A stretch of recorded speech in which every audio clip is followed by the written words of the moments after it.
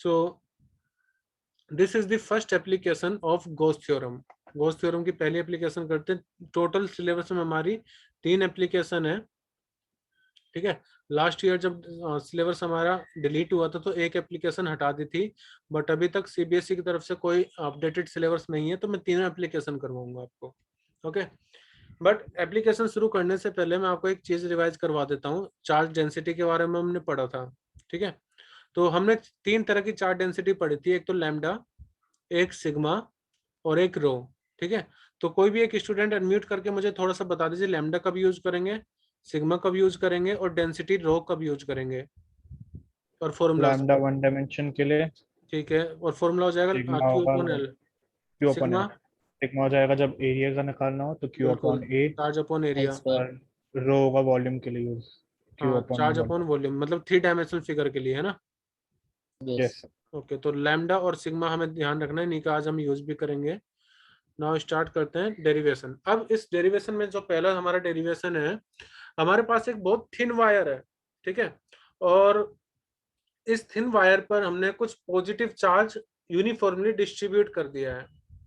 अब इस वायर से किसी एक आर सेपरेशन पर मुझे फाइंड करना है कि कितना इलेक्ट्रिक फील्ड होगा by the application of goes law. Goes theorem apply करके किसी आर सेपरेशन पर इस वायर से, इस ये वायर बहुत थिन है, ठीक है, यानी कि वो ये जो वायर है वो 1 डायमेंशनल हम कह सकते हैं, और इस पर चार्ज हमने दिया हुआ है कितना, क्यू, ठीक है। और इसकी हेल्प से, गोज थ्योरम की हेल्प से किसी आर सेपरेशन पर हमें इलेक्ट्रिक फील्ड निकालनी है। अब आर इस तरफ भी हो सकता है, आर ऐसे भी हो सकता है, आर ऐसे भी हो सकता है। बस ये है कि अगर वायर ऐसे तो उससे आर सेपरेशन पर, इसको आप कैसे भी रख लो एक ही बात है, आर सेपरेशन पर मुझे इलेक्ट्रिक फील्ड डिटरमाइन करनी है, कितनी होगी। पॉइंट चार्ज की हमें इलेक्ट्रिक फील्ड पता है कितनी होती है, K Q upon R square, 1/4 R square. हमें डिटरमाइन करना है कि अगर ये वायर इन्फिनाइट लेंथ है इसकी, तो इसके किसी मिड पॉइंट पर, किसी आर सेपरेशन पर कितनी इलेक्ट्रिक फील्ड होगी। ओके, तो ट्राई करते हैं। तो सबसे पहले एक वायर लेते हैं, ठीक है, जिस पर हमने पॉजिटिव चार्ज दे दिया है, और ये इन्फिनाइट लेंथ का वायर है, ठीक है। अब क्या होगा, मैंने आपको बताया है कि जब भी हम गॉस थ्योरम अप्लाई करते हैं तो हमें गॉसियन सरफेस, एक इमेजिनरी सरफेस लेना पड़ेगा। और अगर मैं ये कह रहा हूँ कि आर सेपरेशन पर कोई पॉइंट पी है जहां पर मुझे टोटल इलेक्ट्रिक फील्ड निकालनी है, तो इस आर सेपरेशन पर, यानी कि पी पॉइंट से होता हुआ मुझे गॉसियन सरफेस बनाना पड़ेगा, और वो गॉसियन सरफेस इस बॉडी के सिमेट्रिकल होना चाहिए, सिमेट्रिक होना चाहिए, ठीक है। तो अगर मैं इस वायर का एक सिमेट्रिकल सरफेस इमेजिन करूं, 3 डायमेंशनल सरफेस इमेजिन करूं, तो क्या मैं कह सकता हूँ एक सिलेंड्रिकल टाइप गॉसियन सरफेस होगा।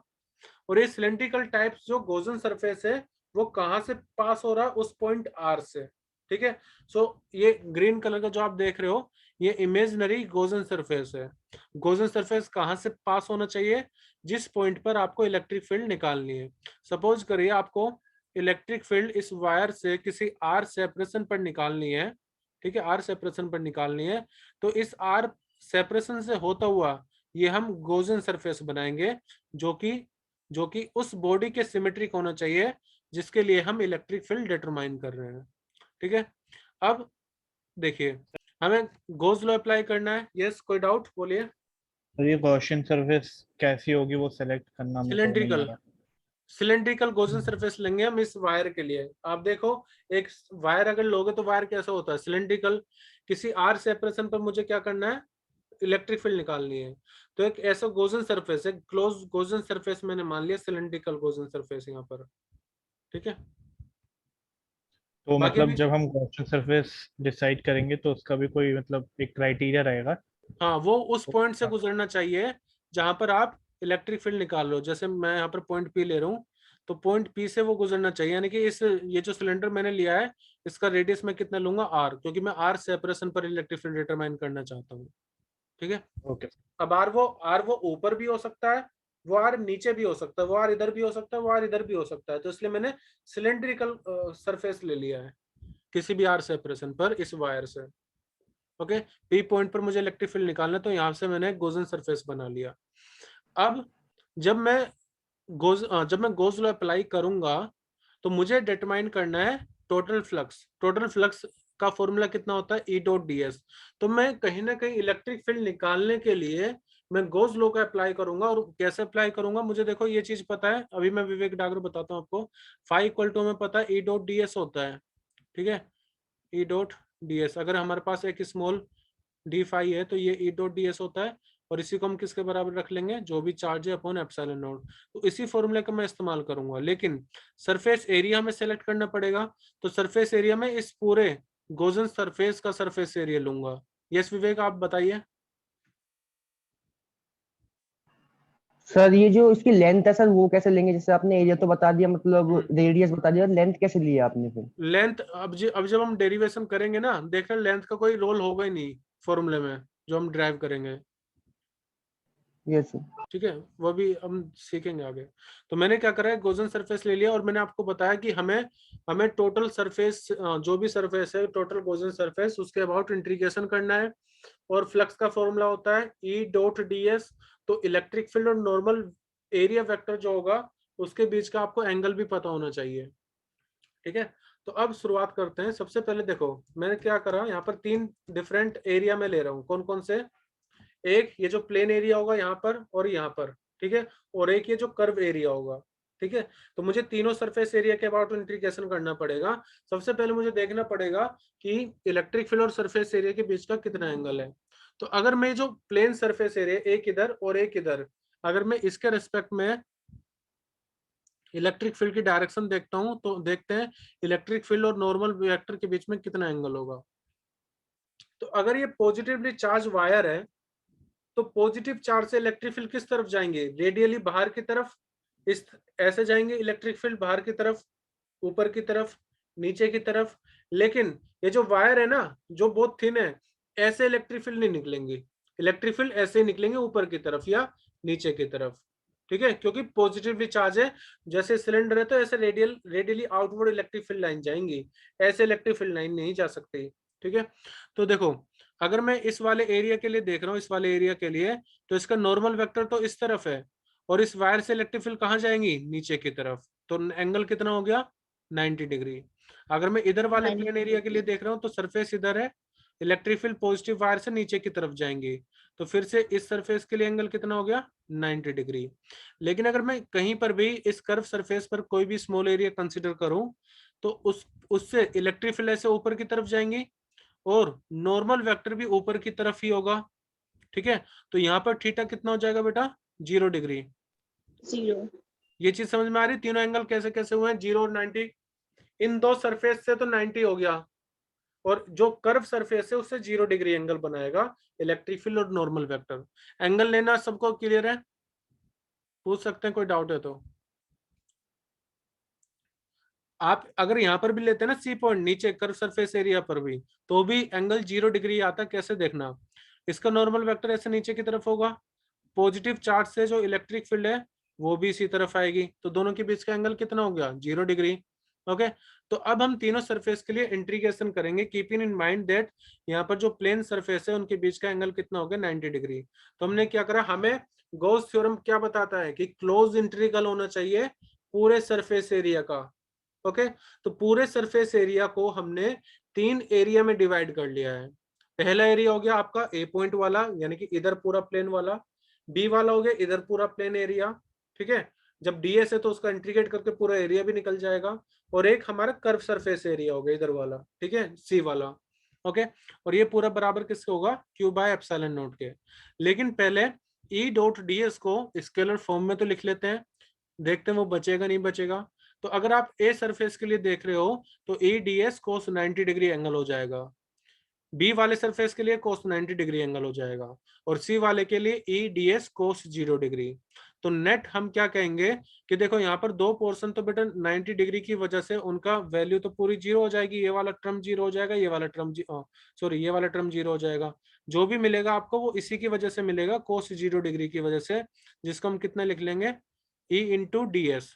अब क्योंकि इलेक्ट्रिक फील्ड सरफेस एरिया पर तो डिपेंड करते नहीं है, वो तो चार्ज पर डिपेंड करेगी, कितना चार्ज आपने वायर को दिया हुआ है।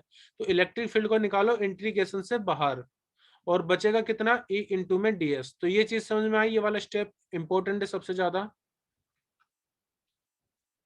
कोई भी डाउट है तो बताइए। मैं फिर से बता देता हूँ, हमने कंप्लीट एरिया का, देखो यहाँ पर साइन कैसा लग रहा है, क्लोज इंट्रीगल। आप मुझसे पहले क्लास में पूछ भी रहे थे क्लोज इंट्रीगल का मतलब क्या है।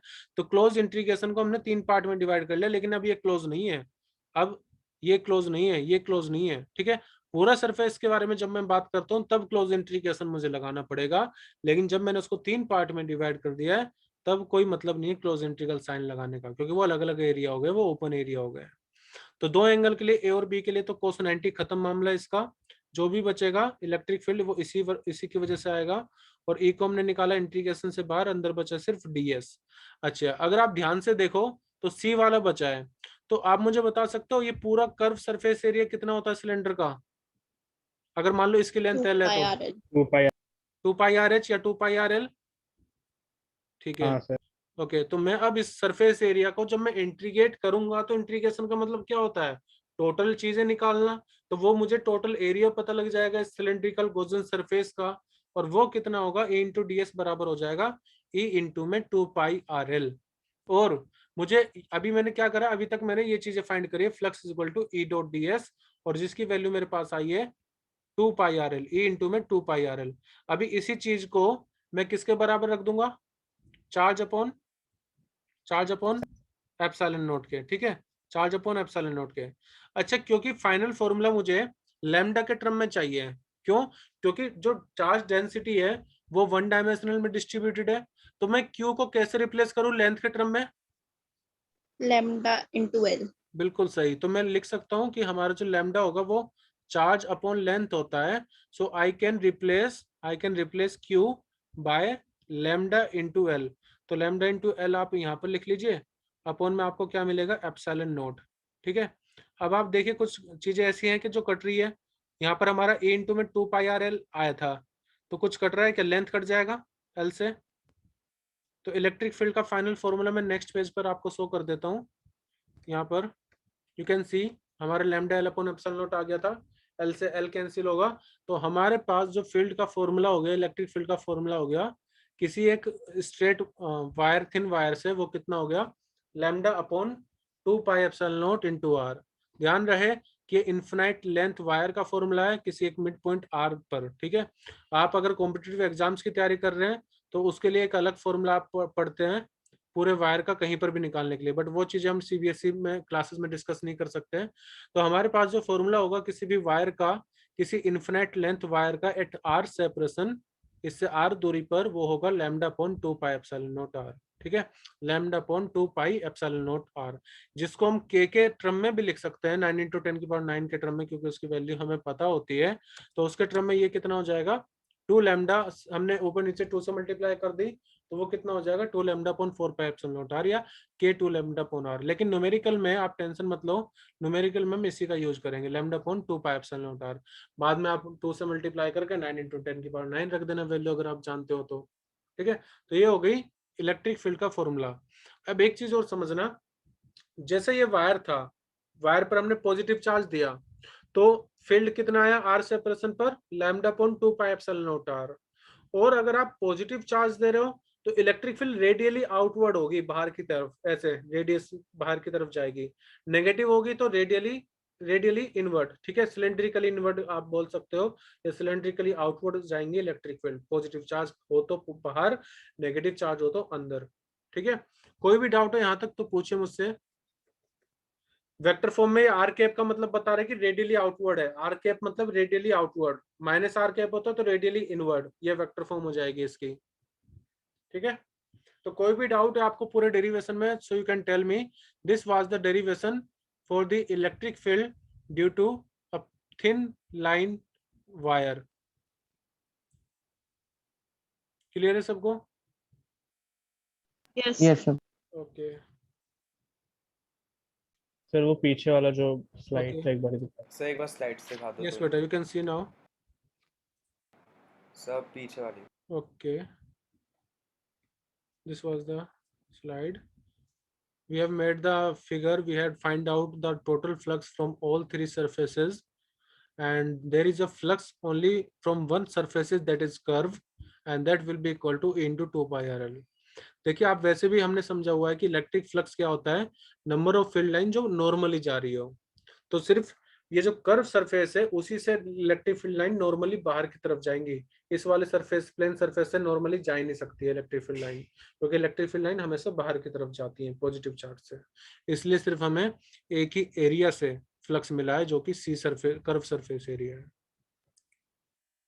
लिख लिया था बेटा यहाँ तक? Sir yes.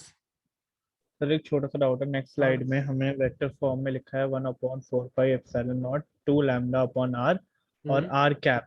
हाँ अब की आर कैप तो जब हमने यहाँ पे लिया तो हमने आर को रख लिया कि वो ऊपर है, तो मतलब वो 90 डिग्री, मतलब वो सीधा जा रहा है, रेडियली आउटवर्ड जा रहा है। हाँ। बट अगर मैं उसे वायर की डायरेक्शन में रख दूं, जैसे कि वो ए सरफेस पे रख दूं, अगर मैं ए या बी में से किसी सरफेस पे रख दूं, किस चीज को? तब वो आर कैप किस चीज को रखना चाहते हो आप? ए चार्ज और बी? हाँ? मतलब पॉइंट को नहीं नहीं, देखो मैं समझा देता हूँ। वैसे भी अगर आप समझ लो कि अगर आप यहाँ पर इलेक्ट्रिक फील्ड जो वायर है उसी के अबाउट इलेक्ट्रिक फील्ड देखना चाहते हो तो आर को 0 कर दो। आर 0 हो जाए तो इलेक्ट्रिक फील्ड इन्फिनिटी मिलेगी। वैसे भी हम जानते हैं कि अगर आप चार्ज के पास ही फील्ड निकालो तो बहुत ज्यादा होगी ना। तो वो पॉइंट जो आप कह रहे हो ना यहाँ पर और यहाँ वाला पॉइंट, वो इस चीज को रिप्रेजेंट कर रहा है कि आप उसी वायर के अलोंग देख रहे हो, और उसी वायर के अलोंग आपको बहुत ज्यादा इलेक्ट्रिक फील्ड मिलेगी। इन्फिनाइट कह सकता हूँ, 1/r की वैल्यू आप 0 पुट करो तो इन्फिनिटी मिल जाएगा ना। तो यहाँ पर 0 आपको इन्फिनिटी इलेक्ट्रिक फील्ड मिलेगी वायर के क्रॉस, वायर की लाइन में along the axis of wire electric field will be infinity. Clear है? ठीक है, okay. So now we will do one question from NCERT. You can see here, this is a question from NCERT 1.23. 1.23 okay. तो NCERT का exercise का 1.23 question solve करने की कोशिश करते हैं। आप सब मुझसे पहले सॉल्व कर लीजिए। आपको पता है कि यहाँ पर ये न्यूटन पर कूलम किस चीज को रिप्रेजेंट कर सकता है? Electric field. इलेक्ट्रिक फील्ड बोला भी है, तो हमारे पास इलेक्ट्रिक फील्ड तो है। चलो 9 × 10⁴ न्यूटन पर कूलम हमें इलेक्ट्रिक फील्ड दे रखी है, और हमें दे रखा है ये लाइन चार्ज, मतलब वो स्ट्रेट वायर हो गया, थिन वायर। ठीक है, तो मान के चलते कि ये एक वायर है, इससे आर सेपरेशन पर आर की वैल्यू दे रखी है 2 सेंटीमीटर 2 cm। तो cm को हम चेंज कर लेंगे SI यूनिट में, यानी कि मीटर में, जो कि आपको करना है। और लैम्डा हमें फाइंड करना है बेटा। तो आप सोच सकते हैं कि कौन सा फॉर्मूला आप लगाओगे और किस तरह से लैम्डा की वैल्यू आपको फाइंड करनी है। Think about it and tell me the correct answer. Question आपको क्लियर हो गया होगा, आपको सिर्फ लैम्डा डिटरमाइन करना है। Okay, so we have to find out the linear charge density in this question. Electric field is given and the distance is given. So I have told you the formula which would be used here is lambda upon 2πε0 r. So यहाँ पर आप देख सकते हो किस तरह से value आपको पुट करनी है। d यहाँ पर हालांकि दे रखा है, वो एक ही बात है। डिस्टेंस को आप मीटर में चेंज कर लीजिए, इलेक्ट्रिक फील्ड को 9 × 10⁴ न्यूटन पर कूलम में। ठीक है, तो जब आप एप्सिलॉन नॉट की वैल्यू 9 × 10⁹ रखेंगे, 1/4πε0 की वैल्यू, तो लैम्डा की वैल्यू आएगी 10 माइक्रो कूलम पर मीटर, या फिर 10 × 10⁻⁶ भी आप बोल सकते हो। तो एक बार चेक कर लीजिए किस किस का आंसर करेक्ट था।